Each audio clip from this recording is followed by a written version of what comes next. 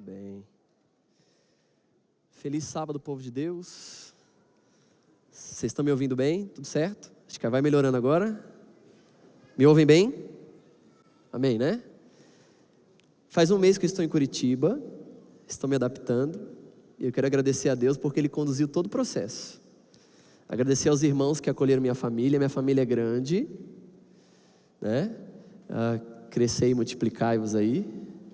Então é minha esposa, minhas duas pequenas e a minha mãe, que é a minha terceira filha. Eu agradeço a Deus por ter sido tão bem acolhido por essa igreja aqui, certo? Deus seja louvado por isso.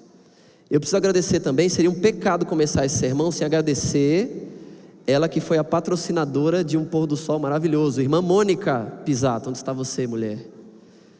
Que assado fantástico, uma receita de família. Agradecer também a Grace, que estava lá com a gente, junto com a esposa, a filha, a Márcia, que apareceu lá também, né? E o pastor Denilson com a família toda. Então foi um pôr do sol assim, feliz e gourmet. Eu quero agradecer, Mônica, onde você estiver. Essas pessoas fazem parte da equipe do Ministério da Criança e do Adolescente, juntamente com o Paulo, que é o nosso ancião, e nós estamos ali orando por este momento de agora, orando por esse momento, certo? Então, louvado seja o Senhor, porque temos nessa igreja aqui pessoas dedicadas para cuidar dos nossos filhos. Eu sou profundamente abençoado pelos professores de escola sabatina que cuidam da minha filha. Ela falou assim: pai, é um homem lá que dá a lição para nós. Que legal. Uma igreja que tem tantos homens envolvidos para abençoar as crianças aqui. Isso é uma benção. É nossa igreja, nossas profs também queridas, que Deus abençoe vocês, certo? Uma saudação também à nossa igreja Sem Fronteiras, que está lá pela internet. Eu sei que vocês estão acostumados com um pastor mais alto que usa gravata borboleta, mas hoje vai ser esse aqui mesmo, certo? E eu oro para que o mesmo Espírito que por vezes usa o pastor André, ele possa me usar também para abençoar você e a minha família também. Amém? Tá com a sua Bíblia aí? Pega ela aí, ou abre no teu celular. Não veio o WhatsApp agora não, é só a Bíblia mesmo. Vai lá, pega o celular aí, sua Bíblia. A arma mais poderosa de Deus é o tema. Eu ia dar o spoiler já do início do que esse tema quer dizer, mas vamos trabalhar durante esses minutos aí, beleza? Uma saudação também à maior classe de adolescentes do centro de Curitiba, que é o Adole Central, certo? Pensa num povo animado. Nós temos nessa igreja aí. Um abraço para vocês, adolescentes aí do Adole Central, certo?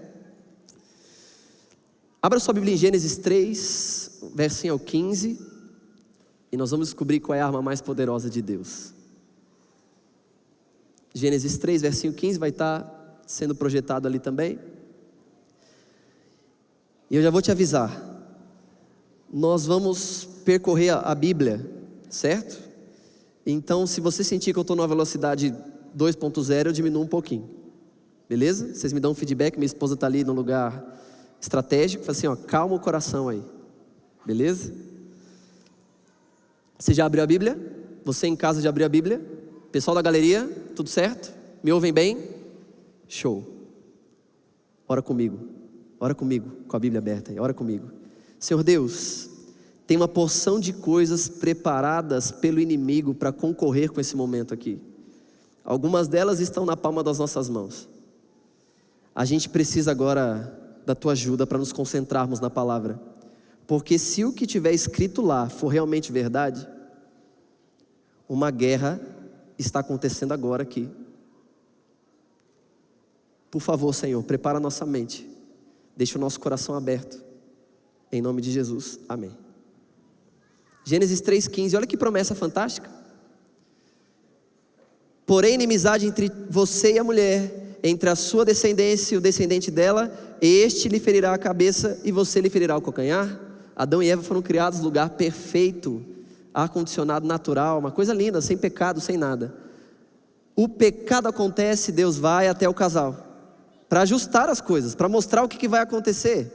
Adão, você vai trabalhar agora de uma forma diferente, o sol vai queimar tua pele, vai ter espinho. Eva, Vai doer para ter filho agora, viu?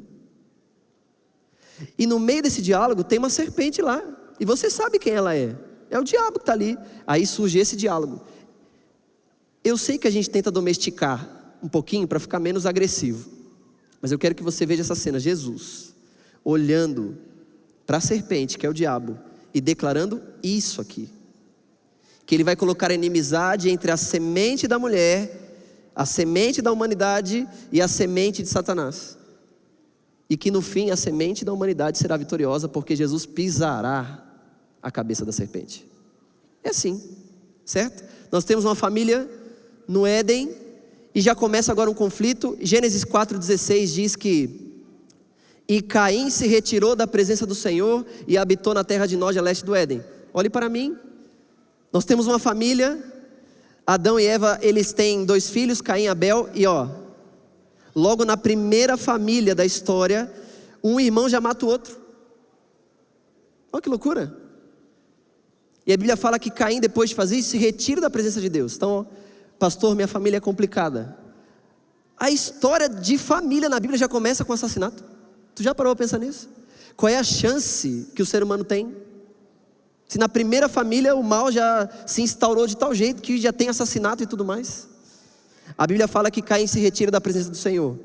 Verso 17 do capítulo 4. E Caim teve relações com sua mulher, ela ficou grávida e deu à luz a um homem chamado Enoque. Não confunda com outro Enoque. Caim edificou uma cidade e chamou de Enoque o nome de seu filho. Lembra que Deus havia feito uma promessa para a primeira família, dizendo o seguinte: haverá um descendente que vai vencer Satanás.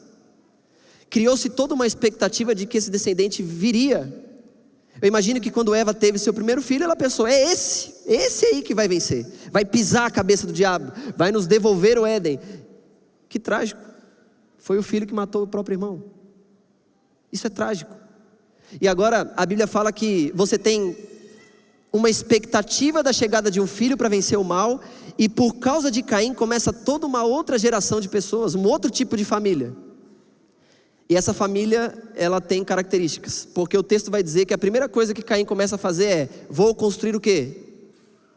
Está na Bíblia aí, o que diz aí? Vou construir cidade. Só que se você for olhar no capítulo 5, que fala dos descendentes de Adão, você não vai ver ninguém construindo cidade. Você vai ver o descendente de Adão fazendo o quê? E Adão gerou fulano, que gerou ciclano, que gerou beltrano. E é uma geração danada. Viveu tantos anos, gerou filhos e filhas. Mas os descendentes de Caim estão fazendo o quê? Gênesis 4, 20, verso 21. Olha o que os descendentes de Caim estão fazendo. Ada deu luz a Jabal, que foi o pai dos que habitam em tendas e possuem gado. O nome de seu irmão era Jubal, que foi o pai de todos que tocam harpa e flauta. Em outras palavras, enquanto os descendentes de Adão estão focados na promessa, o Salvador vai vir, gente, vamos fazer filho. Os descendentes de Caim estão fazendo o quê? Construindo cidade, cuidando dos boizinhos, inventando instrumento musical, amém? Mas foi os filhos de Caim que inventaram isso. Que os filhos de Adão estavam fazendo o quê, irmãos? Cuidando de pet? O que eles estavam fazendo? Filho. E é por isso que tem genealogia na Bíblia, sabia? Deus quer que você entre nesse plano fantástico de entender que Deus está agindo na história através de famílias. Pode tocar harpa à vontade aí, pode cuidar do gado aí à vontade. Os descendentes de Deus estão fazendo o quê? Filho. Pastor, o senhor está dizendo que a gente tem que fazer filho? Não, estou dizendo que você tem que casar primeiro. É isso. Aí depois você conversa com teu esposo, tua esposa aí, sobre isso. Certo? Fechou aqui? A Bíblia fala em Gênesis 4, verso 25. Lá no finalzinho do verso diz que Adão teve relações com Eva e eles tiveram um outro filho. E o nome dele aqui é Sete. Sete deu à luz a Enos. E o texto vai dizer que a partir desse momento começou a se invocar o nome do Senhor. Pronto. Agora você tem 2 grupos de pessoas na terra. Você tem a família de Deus, descendente de Adão, focada em fazer filho. Fulano, gerou ciclano, de beltrano, e é filho para lá, e é filho para cá. 900 anos fazendo filho, gente. Enquanto isso, os descendentes de Caim estão fazendo o quê? construir cidade, aquela coisa e tal. É óbvio que é desleal. É óbvio que o povo de Deus se espalhar na terra, é óbvio. Porque eles têm a bênção do Senhor. O homem respira, filho. A mulher suspira, filho. Eles têm a bênção de Deus. Você percebeu que isso acontece algumas vezes na história? Enquanto o inimigo está tocando harpa, irmão, o povo de Deus... Você entendeu? Até que chega um problema. Gênesis 6. Olha o que diz Gênesis 6. O inimigo de Deus fez uma análise e percebeu: estamos perdendo. Nasce um aqui, nasce 10 ali. Então só tem um jeito de vencer isso aí. Vamos misturar.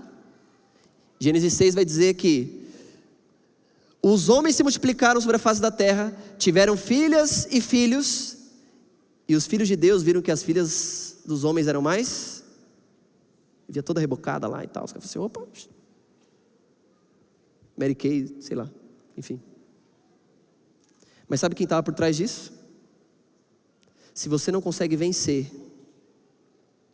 misture. E o plano deu tão certo. Quando os filhos dos homens começaram a se casar com as filhas de Deus, o plano deu tão certo, que quando chega lá no Gênesis, Deus tem que resetar o planeta. Deus olhou e falou assim: aonde está aqui uma família que tema o meu nome? Só tinha o quê? Uma família. E eu sei que para muitos Noé é um ícone, mas não pense que é por causa da bondade de Noé. Você lembra da história da vinha lá, né? Um bêbado cheio de graça. Esse é Noé.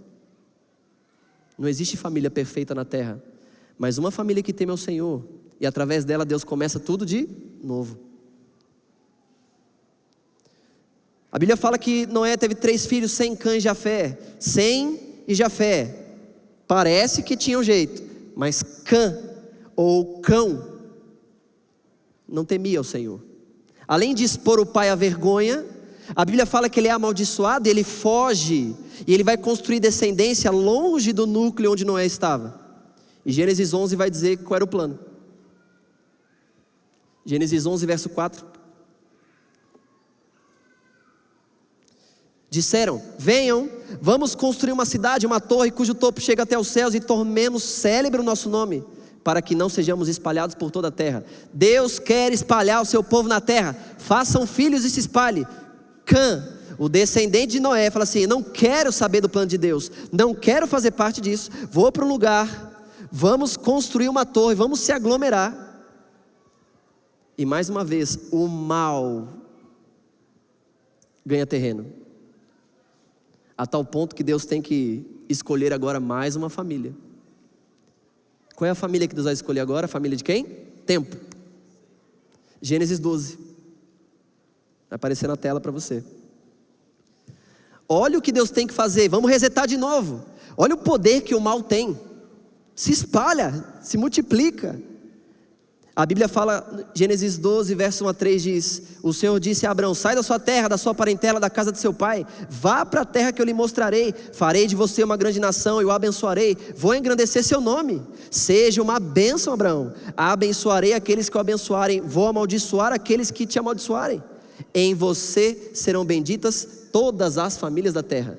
Deus tem que começar de novo. Abraão, o ambiente que você está não dá, sai, larga tudo aí, eu tenho que começar de novo, e de você eu vou começar uma grande nação. Por quê? Porque o nome de Deus precisa ser estabelecido na terra.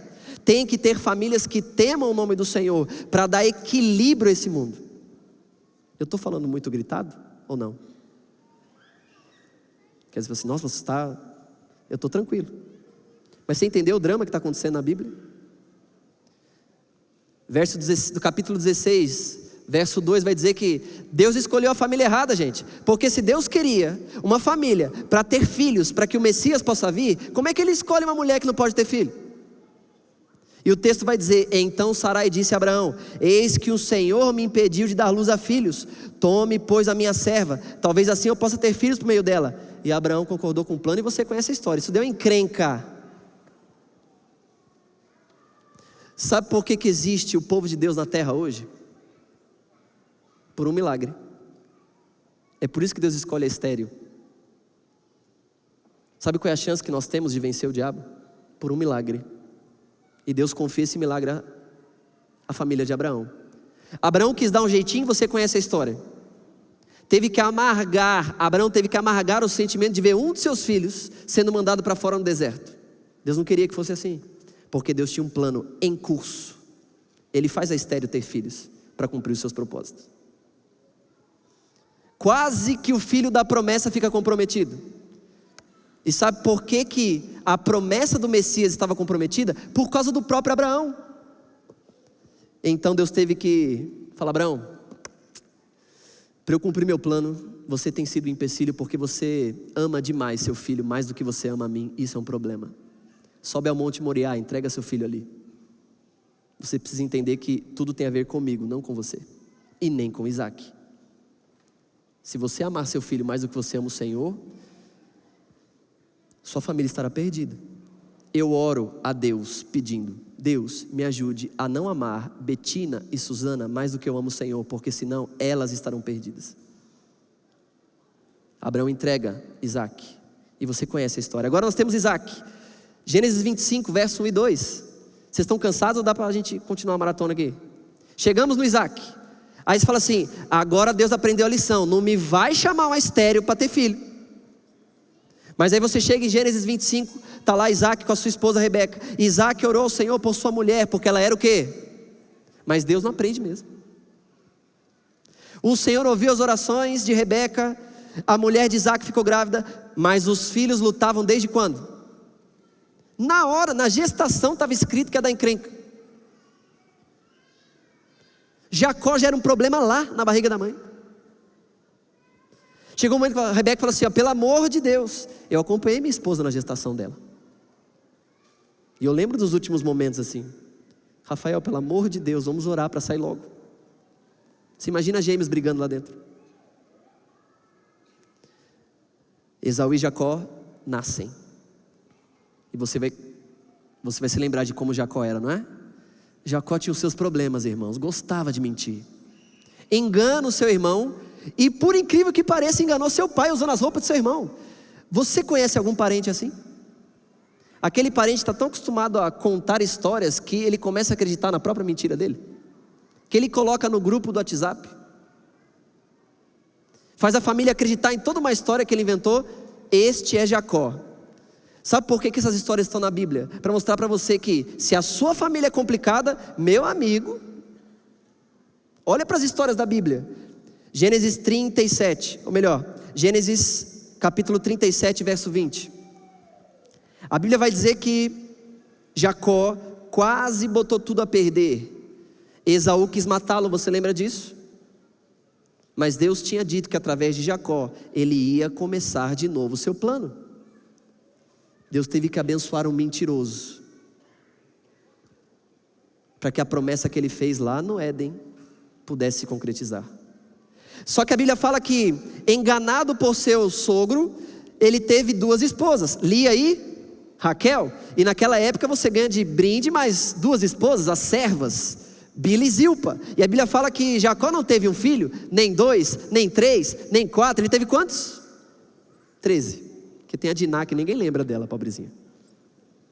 Inclusive a Diná se inventou de ir para a cidade lá, fazer o que não devia, o príncipe, enfim, isso é outra história. Ele tem 12 meninos. E a Bíblia fala que esses meninos não deram muito bom. Sabe por quê? Gênesis 37, olha o que diz lá. Olha que tipo de irmãos. Pastor, eu tenho uma família complicada. Até agora eu não recebi ameaça de morte de ninguém da minha. Então eu estou no lucro. Que eu saiba, né? Até porque eu saí de uns grupos lá. Olha o que diz o texto. Olha que irmãos fantásticos José tem. Venham, pois, agora, vamos matá-lo e jogar o corpo numa cisterna. Diremos que o animal selvagem o devorou. Vejamos o que vai dar os sonhos dele. Gente, você tem uma família grande e Deus falou assim: nossa, tem um que presta ali. E é justamente o que presta que os irmãos querem fazer o quê? Quem é que está por trás disso? Quem é que se sentiu ameaçado com aquela promessa do descendente? Quem? Quem é que quer arruinar o plano de Deus através das famílias? Quem? Mas o Senhor não deixa. Quando o diabo pensa que Deus já voltou. microfone já caiu. José é vendido. Que história fantástica. História de... Nossa, tem muita gente aqui em cima, eu não estou acostumado, viu? História de perdão, maravilhosa, fantástica, não é? Todos vão agora para o Egito, perdão, coisa linda. No desenho bíblico, então a gente chora de ver. É lindo de ver. E agora está todo mundo no Egito. Agora parece que o plano vai dar certo. Êxodo capítulo 1, verso 15. O rei do Egito deu uma ordem às parteiras hebreias, das quais chamava Sifra e a outras Puá. E ele disse: quando vocês servirem de parteiras mulheres hebreias, verifiquem se é menino ou menina. Se for menino, mata. Se for menina, deixe viver. Chegamos no Egito.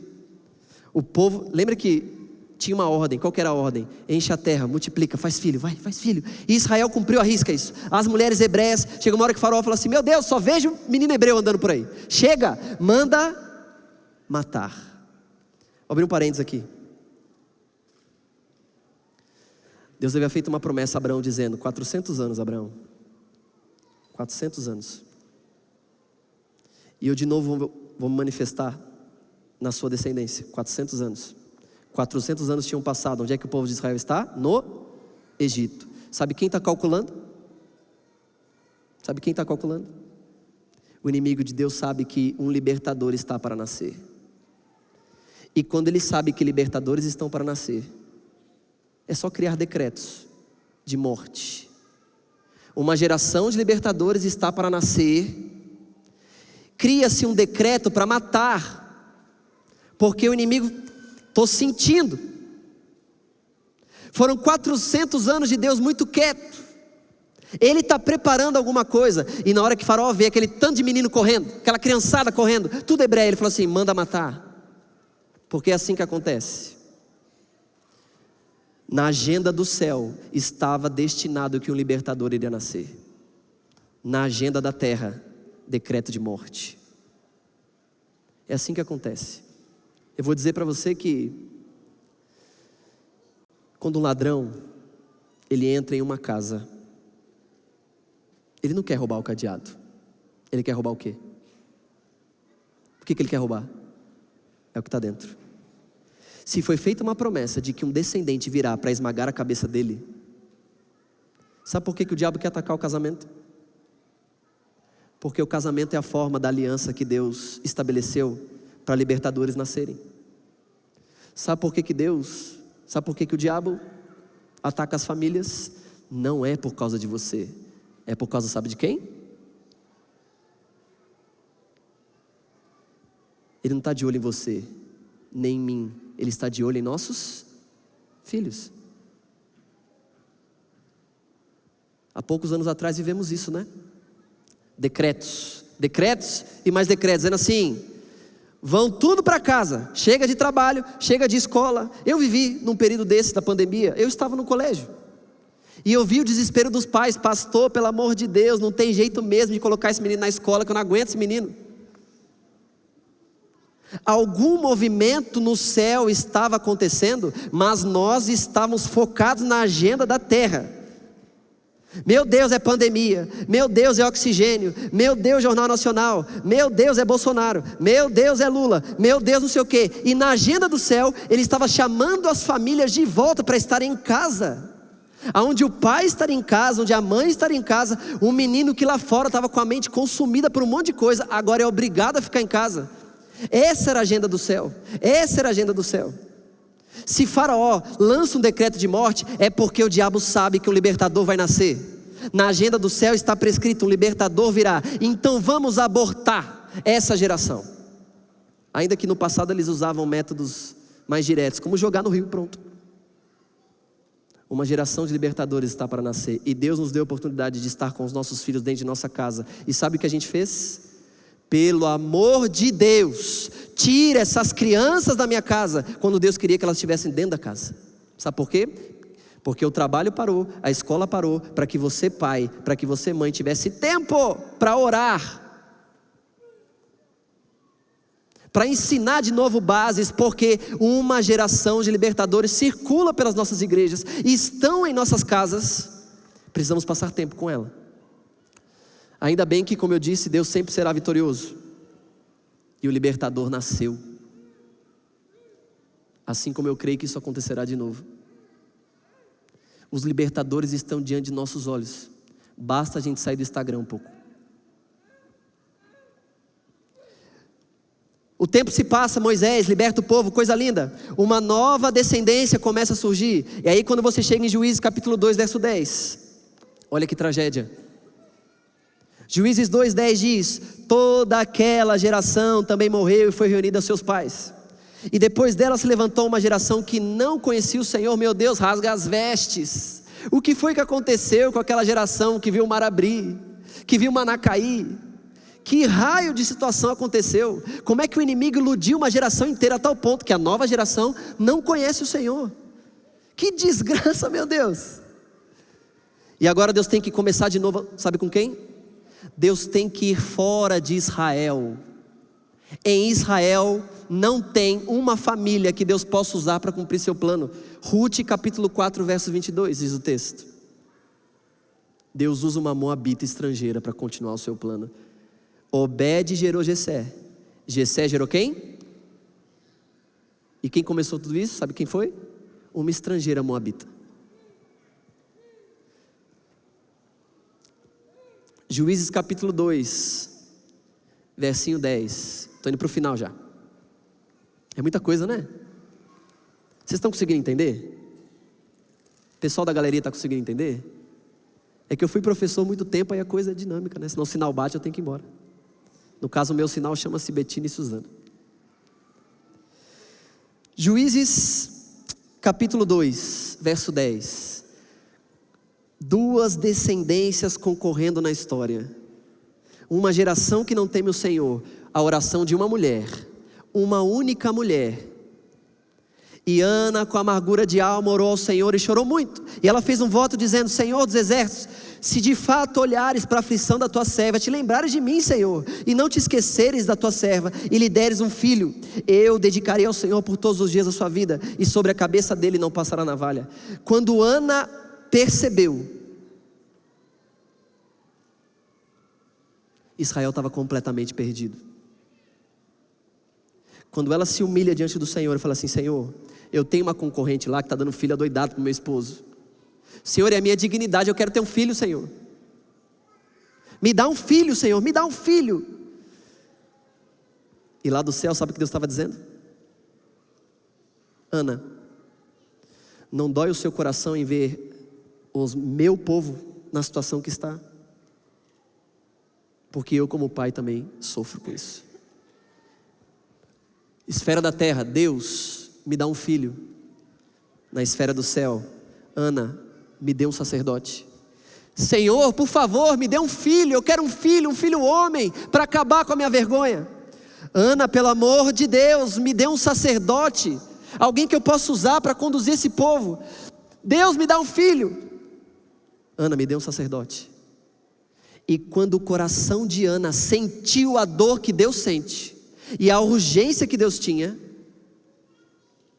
aí Deus falou assim: Ana diz ao Senhor: porque se o Senhor me der um filho, eu vou dedicá-lo ao Senhor. Aí Deus falou assim: agora, porque você me deu um sacerdote, eu lhe darei um filho.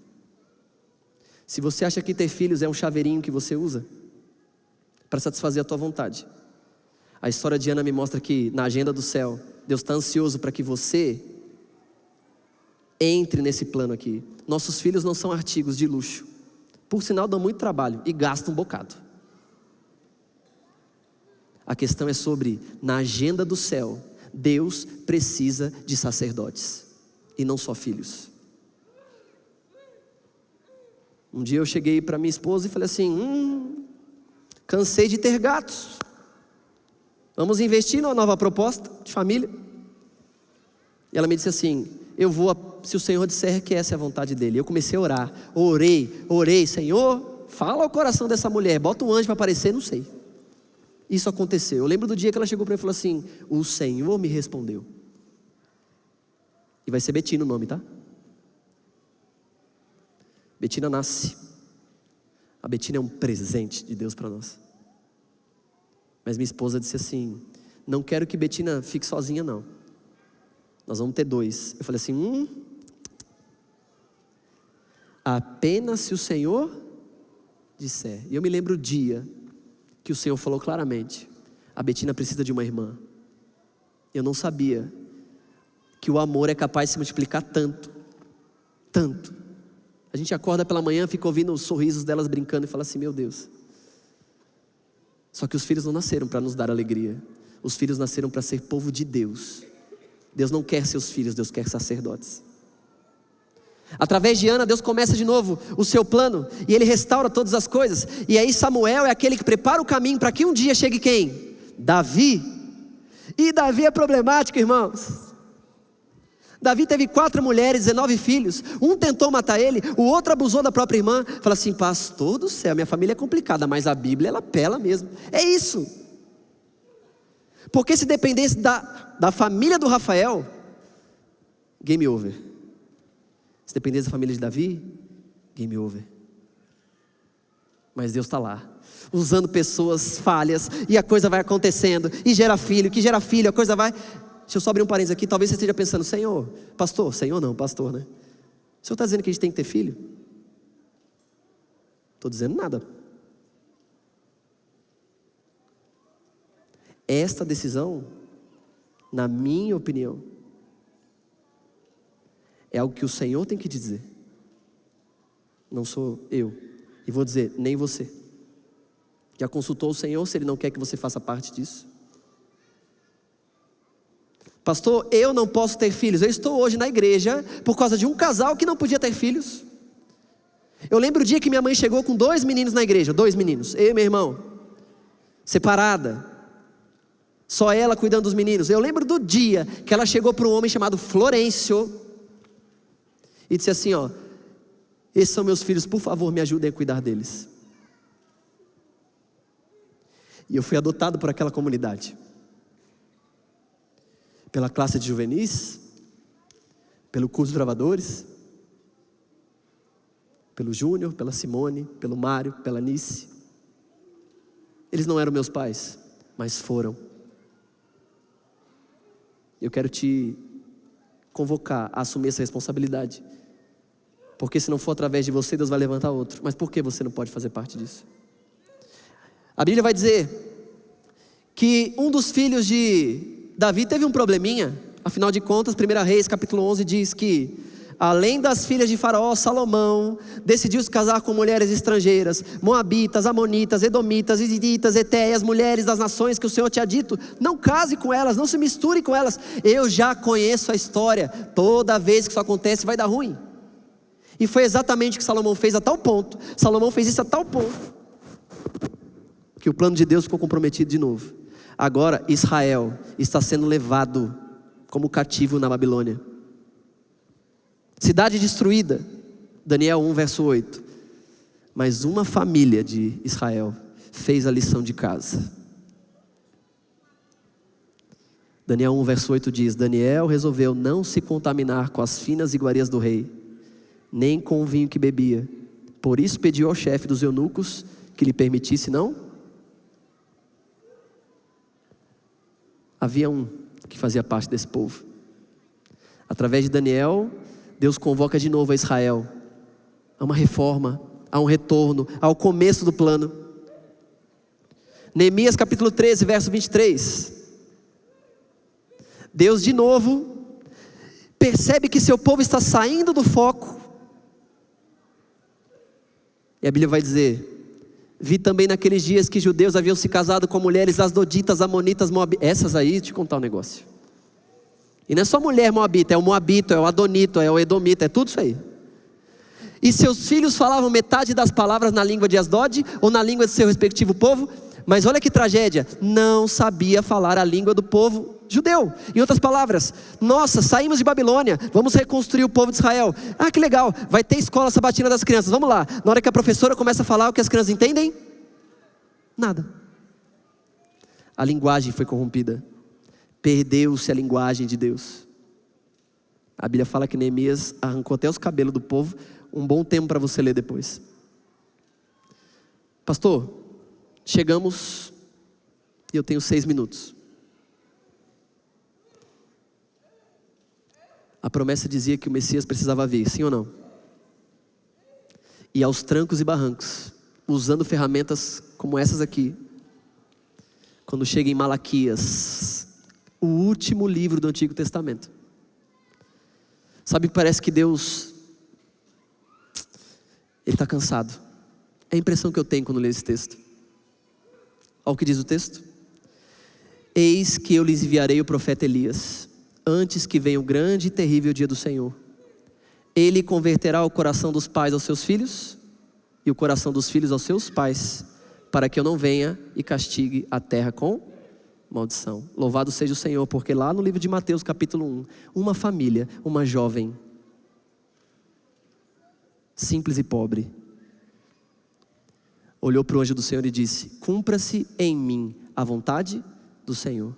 Mas natais precisam acontecer, quer sejam biológicos ou espirituais. Mais filhos precisam surgir, porque Deus de filhos faz sacerdotes. Amém, igreja?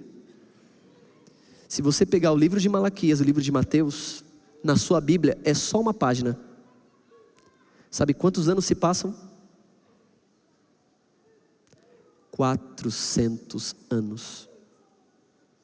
Você acha que Deus queria que isso acontecesse? Você acha que era plano de Deus que por mais 400 anos seu povo tivesse que esperar o Messias? Malaquias termina dizendo: eu enviarei o meu profeta, que vai terminar a obra, para o Messias chegar logo. Você fala assim: nossa, qual é o plano evangelístico fantástico que Deus vai usar para preparar o mundo para receber o Messias? E Ele converterá o coração de quem? Uau, foi assim, ó, energia que vocês passaram para mim agora. O maior plano evangelístico de Deus para preparar o mundo para a chegada do Messias, qual é? E Ele converterá o coração dos pais aos filhos. E a Bíblia diz que quando os pais se converterem aos seus filhos, o resultado será que os filhos vão se converter aos seus pais. E isso preparou o caminho para a chegada de Jesus na sua primeira vinda. E adivinha qual é o método fantástico que Deus vai usar para preparar o mundo para a sua segunda vinda? Você está sentado no banco esperando que algum pastor em algum lugar crie um plano fantástico de evangelização, quando o texto está dizendo que a arma mais poderosa de Deus, desde o Éden até Jesus voltar, é a tua família. Que o profeta Elias, quando vi, e a gente entende que o profeta Elias aqui simboliza vários movimentos na Bíblia, mas especialmente o nosso movimento. Que a grande restauração que Deus vai operar é uma restauração que acontece aonde? Na igreja. É na casa. Está escrito. Só que tem um problema. Nós que somos pais, se nós não convertermos esse nosso coração aos nossos filhos, se você não assumir a responsabilidade que você tem: pastor, mas eu não tenho filho. Das duas uma, um dia você vai ter. Ou seja bem-vindo a uma família, que é a família de Deus, aonde todos nós somos plenamente responsáveis pelos filhos que circulam por aqui. Você jovem que talvez não casou, ou casou e não deseja ter filhos, você acredita que esses pequenos olham para você como se fosse referência? Você sabia disso? Que o que você faz influencia eles? Que a maneira como você se veste, fala, se porta? De que essas crianças estão como um radar, observando tudo que nós fazemos nessa igreja? Há uma geração de libertadores nascendo. Pastor, como é que você tem tanta certeza disso? Porque eu nunca vi uma geração tão atacada pelo diabo.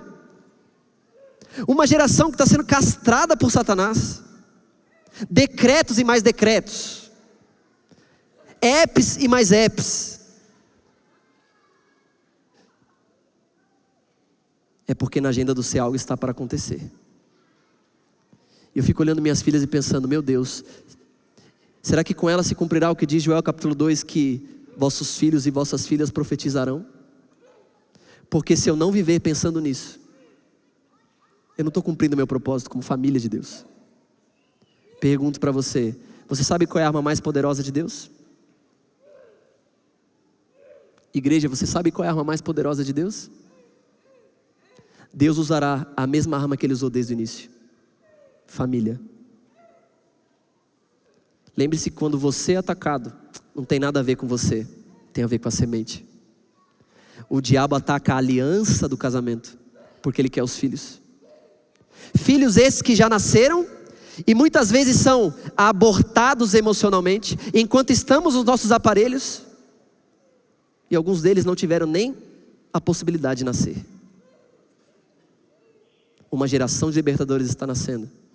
E adivinha qual é o plano fantástico que Deus vai usar? E Ele converterá o coração dos pais aos filhos. Eu olho para essa geração dos menores e fico pensando que o texto não é o contrário. A Bíblia não diz que os filhos vão se converter e finalmente ouvir os pais. A Bíblia diz, os pais se converterão. Olha para essa figurinha que você tem aí. Pai, faça esse exercício. Mãe, faça esse exercício. Você que tem uma aí. A Bíblia diz que você precisa se converter. Converter esse coração. Olha para o teu filho do jeito que ele é, com todos os problemas que tem, essa hiperatividade que ele tem, essa genialidade que ele tem, e a Bíblia diz, ele faz parte de uma geração de libertadores. O que é que você vai fazer? Pastor, minha família é complicada. Bem-vindo ao clube. Se Deus foi capaz de usar essas famílias, vai ser capaz de usar a sua. A pergunta que eu faço para a minha igreja, você que está na internet assistindo a gente aí, será que vai ter que se cumprir o que diz Malaquias? Vou repetir para vocês. Eu enviarei a vocês um profeta chamado Elias, e ele converterá o coração dos pais aos filhos, e o coração dos filhos aos pais, para que eu não venha e fira a terra com maldição. Você quer passar mais 400 anos aqui neste planetinha? Há uma geração de libertadores passando por nós? E aí? Porque mais tempo nessa terra será mais divórcios, mais câncer, mais violência, mais tragédia. Deus chama a tua igreja agora para assumir esse papel. A arma mais poderosa que Deus tem é o seu lar. Que Deus nos abençoe. E para você, chama aqui meu maestro.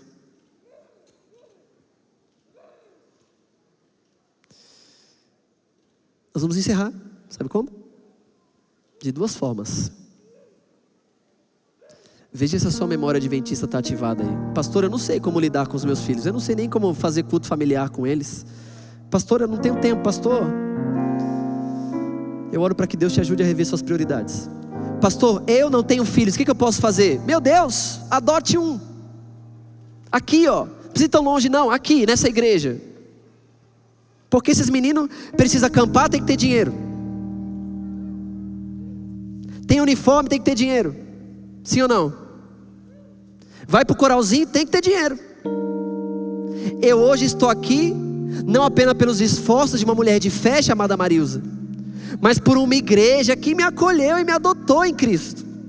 Louvado seja o Senhor, porque há pessoas que mesmo não tendo filhos, cumprem o papel delas na aliança de Deus. Louvado seja o Senhor.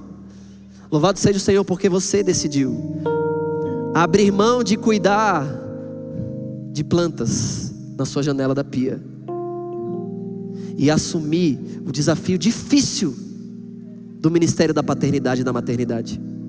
Anjos estão contemplando o seu trabalho. Eu termino com um texto de Ellen White. Pode colocar para mim, por favor? Uma família bem ordenada e disciplinada fala mais em favor do cristianismo do que todos os sermões que pastor Rafael possa pregar, pastor André possa pregar, pastor Xaxim, todos os pastores do planeta. A tua família é o sermão que Deus precisa para esses últimos dias. Pastor, eu não quero fazer parte disso. Eu não tenho tempo para isso. Nós vamos ter que ficar mais tempo nessa terra para que uma nova geração de libertadores possa nascer. Que o seu clamor seja o clamor de Deus. Senhor, dá-me filhos, ajuda-me a cuidar dos meus filhos. E Deus vai dizer, eu quero sacerdotes. Dá-me sacerdotes. Vou te dar uma dica. Se na família está Jesus, é feliz o lar, é feliz o lar, é feliz o lar. Se está Jesus. O que é? Amém. E se com a mamãe está Jesus? Se com a mamãe precisa mesmo. Isso aí. É feliz o lar. E com o papai? Se com o papai está Jesus, é feliz o lar, é feliz. E se com o irmão? Se com o irmão está Jesus, é feliz. Amém. E a irmã? Se tiver um banheiro em casa, então é uma tragédia. É feliz o lar, se com o cãozinho também. Se com o cão, porque esse aí, ó, às vezes causa um transtorno. Se for pincher, então acabou. Se com a família? Se com a família está Jesus, é feliz o lar, é feliz o lar. O Messias virá. E sabe o que Deus usará para preparar o mundo para isso? A nossa família. Deus nos ajude. Nessa semana, especialmente na quinta-feira, começa um movimento da Igreja Adventista no mundo, que são os 10 dias de oração. Quinta-feira não tem culto na igreja. Sabe por quê? Sabe aonde que esse culto tem que acontecer? Templo. Na sua casa. É lá. Pastor, eu não sei como fazer. Fica tranquilo. Dei um spoiler para você do que você pode fazer, tá? Chama os seus filhos. Ora com eles. Pastor, eu não tenho filhos. Se ajoelha diante do Senhor e fala assim: Senhor, eu quero fazer parte da tua família, a família do povo de Deus. Eu quero contribuir para que a tua família se expanda na terra e o mundo seja preparado para esperar Jesus. Senhor, eu tenho recurso, me ajuda a abençoar essas crianças, meu Deus. Deus abençoe você. Eu quero pedir que um representante de cada família fique em pé agora. Olha, a esposa já... Homem de Deus, se levante aí. Mulher do Senhor, se levante. Olha como essa igreja é abençoada. Ela quer te ajudar, exercitar esse momento em que você reúne sua família para orar. Ore com seus filhos. Conte para eles o que Deus tem feito na sua vida. Relembra para eles a história de quando eles estavam lá, ainda como um projeto. Você vai receber agora uma revista. Nós vamos usar essa revista durante a semana. No próximo sábado aqui na nossa church vai começar os 10 dias de oração. O pastor Marcos Júnior vai estar aqui. Só que os 10 dias começam na quinta.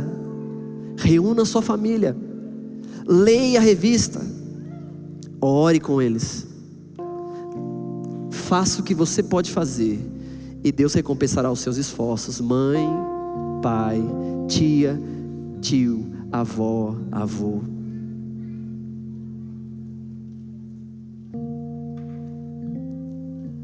Não podemos deixar que os nossos filhos sejam jogados no rio, tá? Há uma geração de libertadores. Eu espero pelo dia em que verei Betina profetizando, Suzana tendo visões, e por algum lugar eu estarei preso e são elas que vão completar essa obra. Nossos filhos vão completar essa obra. Podemos fazer um compromisso diante do Senhor? Você que é pai, você que é mãe, você que é irmão, jovem, topa o desafio?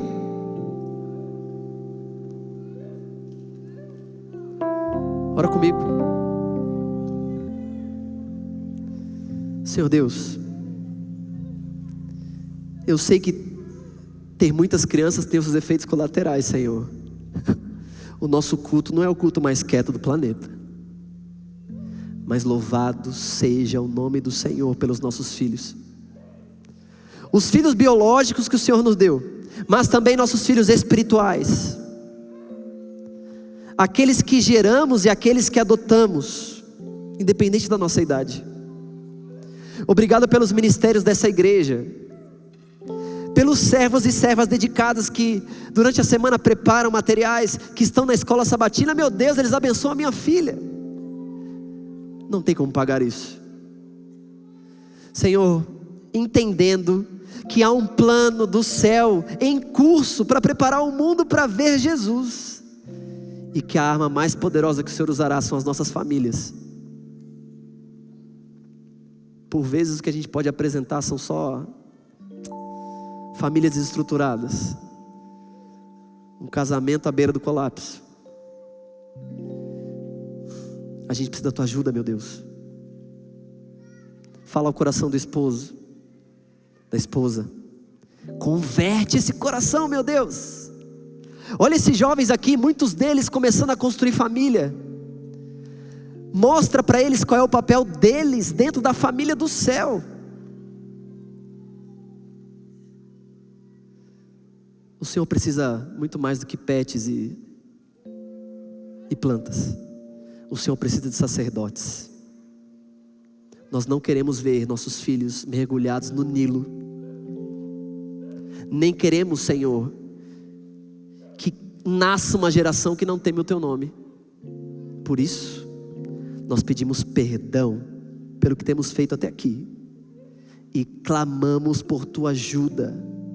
Visita a nossa casa, porque se a música estiver certa, há felicidade, alegria. Se o Senhor estiver em nossa família e nós abrimos as portas de nosso lar, Senhor, aqui tem casais que já são maduros, com filhos que estão longe dos teus caminhos, que estão clamando dia e noite. Senhor, tua palavra diz que o Senhor trará os nossos filhos da terra do inimigo, aonde eles estiverem agora, nesse momento. Que o teu Espírito os alcance, que teu Espírito os incomode, que essa igreja seja uma casa para receber esses filhos.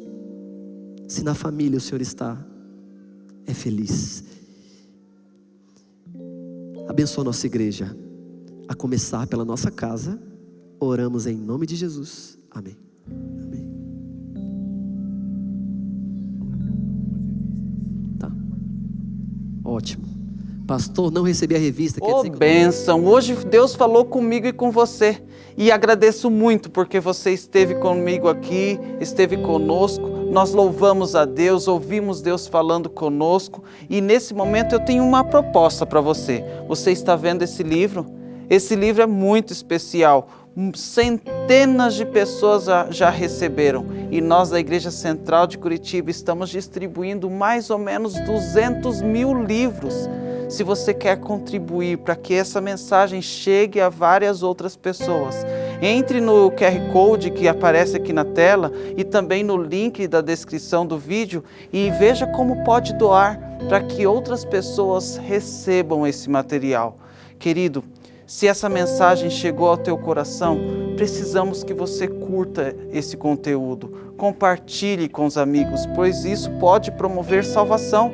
Houve salvação para mim, com certeza está tendo salvação aí, então compartilhe com os seus queridos, tá bem? Deus continue abençoando você, Deus continue guiando nossa vida. Agradecemos sua presença.